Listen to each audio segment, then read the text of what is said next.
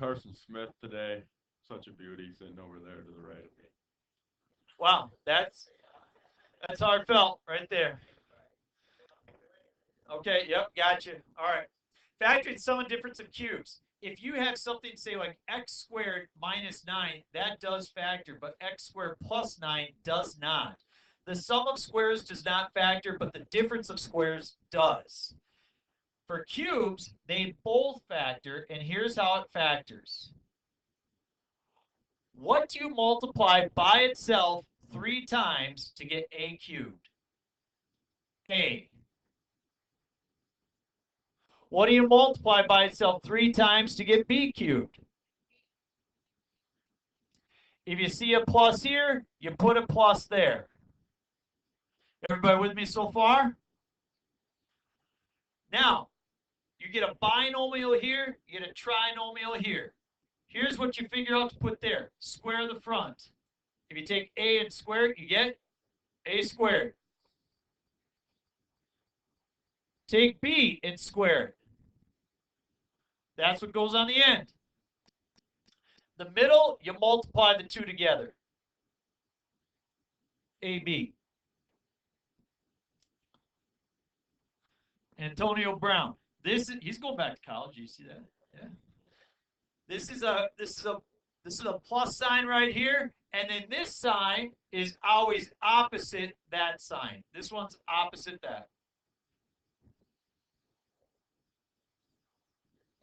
The end is always positive. Think about it, Zelly. Think about this. B times b squared, okay, has to be positive b cubed. So if this is positive, then that's going to be positive, right?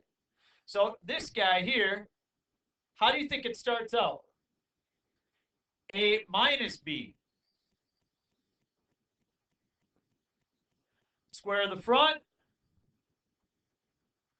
Square the back. Multiply the two together. Always positive. Opposite.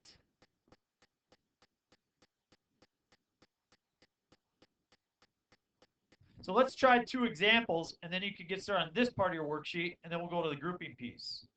So x cubed minus 8. I see this as the difference of 2 cubes. The difference of 2 cubes.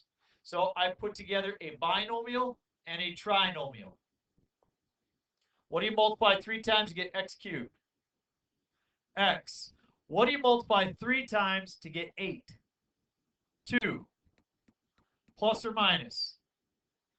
Minus. It's the same as what you see here. Square the front. X squared. Square the back. 4. Multiply the two together. Now we determine the signs. The last one is always plus.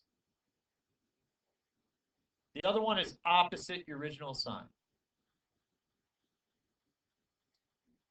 Part of it is recognizing if it's a perfect cube. So I'm going to list the perfect cubes. You might want to write them down as well. 1 cubed is 1. 2 cubed? 8. 3 cubed? 27. 3 times 3 is 9. Times 3 more is 27. 4 cubed. 4 times 4 is 16. 64. 5 cubed. 5 times 5 times 5. 125. 6 times 6 is 36. Times 6 more is 216. 7 times 7 is 49. Times 7 more is 343. We'll end there. Those are your perfect cubes. So when you see an example like number 2, it might look really confusing, which I agree. This doesn't look like the easiest thing, but I do see that it is a perfect cube minus a perfect cube. What do you multiply by itself 3 times to get 27? What do you multiply by itself 3 times to get b to the 6th? B squared. So I've got that first one. What do you multiply by itself 3 times to get 125? 5 What do you multiply by itself 3 times to get c cubed? C, and what do you multiply by itself 3 times to get d to the 9th? D cubed. Plus or minus? Minus. It's the same sign as what you see. Now that I've got that structure, I can do the rest. Square the front. 3b squared squared. Take it, multiply it by itself. 9b to the 4th. Very good.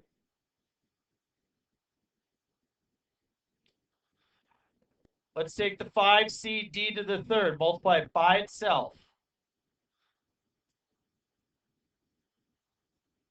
Good. For the middle, I multiply the 2 together. Nice.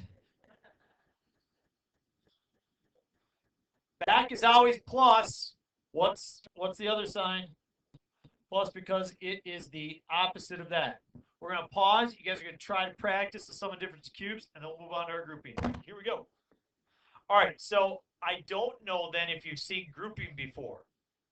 So help me out here. So this might be something that I could break down a little bit more next week, because it looks like it might be going a little bit too fast for people. I get that. So thank you for your patience. Do you see a common factor that you can take out of everything here? No, there is not a common factor you can take out of everything.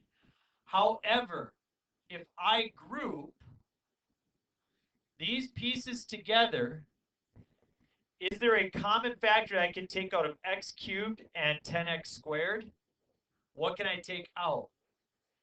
I take out x squared, and what are you left with from just that grouping?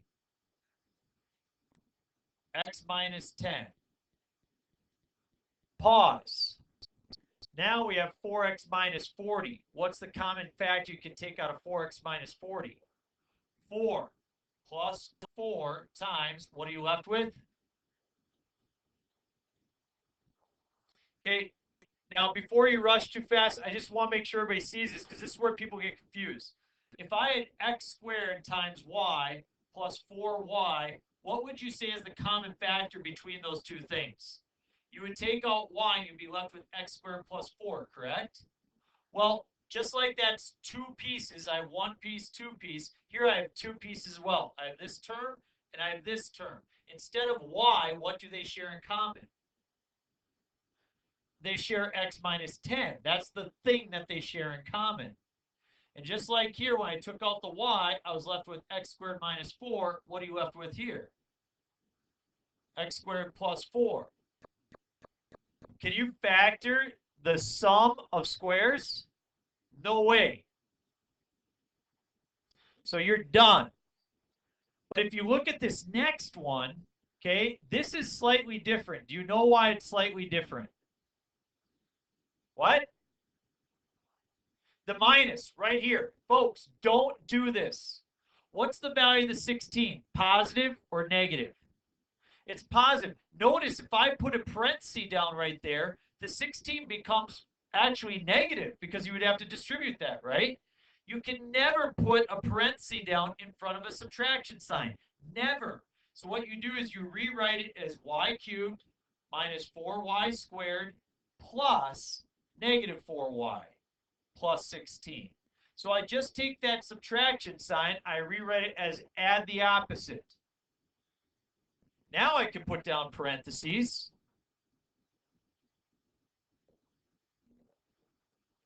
What can we take out of y cubed and 4y squared? Y squared. What are you left with? Y minus 4. What can you take out of negative 4y plus 16? Negative 4. Let's take out a negative 4, because we want to end up with y minus 4. When we take out a negative 4, what are you left with? Y minus 4. You're taking a negative 4 out of 16, so you're left with negative 4. What do those both now share in common? Y minus 4. When you take out y minus 4, what's left? hey, wait a minute, y squared minus 4, can that factor? So y minus 4 times y plus 2 times y minus 2. This has been helpful for me to see all the different variabilities that are sitting right now in terms of our factoring options. So as I put together a review activity for us tomorrow, don't be surprised we kind of look at different levels in which you want to try. But that shows you the grouping option. Go ahead, take some time, work on the back side. I have the answer key basically ready to go. Come and check with me.